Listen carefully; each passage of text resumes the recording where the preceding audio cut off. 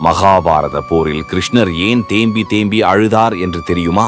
அர்ஜுனனின் மகன் அபிமன்யு போரில் இறந்ததை கேள்விப்பட்ட அர்ஜுனன் துக்கம் தாழாமல் கண்களில் கண்ணீர் மல்க விம்மி விம்மி அழுது கொண்டிருந்தான். அப்போது அர்ஜுனனின் அருகில் சில கண்ணீர் துளிகள் விழுந்தது.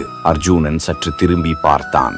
அருகில் நின்ற கிருஷ்ணர் தேம்பி தேம்பி அழுது கொண்டிருந்தார். உடனே அர்ஜுனன் கிருஷ்ணரை கட்டிப்பிடித்து அழுது கொண்டு கூறினான், கண்ணா, உன் மருமகன் அபிமன்யுவின் பிரிவை தாங்க முடியாமல் நீயே இப்படி அழுகிறாயே என்றான்.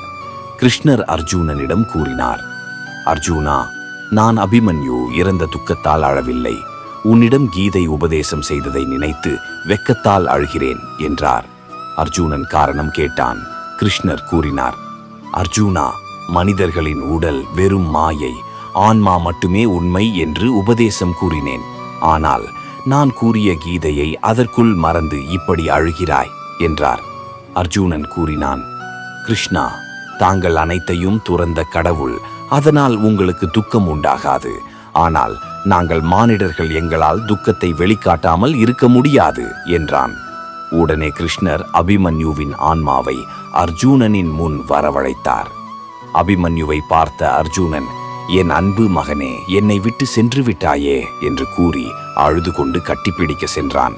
ஆனால் அபிமன்யுவின் ஆத்மா அர்ஜுனனிடம் கூறியது, ஐயா, நீங்கள் யார் என்று எனக்கு தெரியவில்லை, தயவு செய்து என் அருகில் வராதீர்கள் என்றது. அப்போது கிருஷ்ணர் கூறினார், பார்த்தாயா அர்ஜுனா, மனிதனின் உடலில் உயிர் இருக்கும் வரைதான் பந்தம், பாசம், காதல், காமம், சோகம் போன்றவற்றை உணர முடியும்.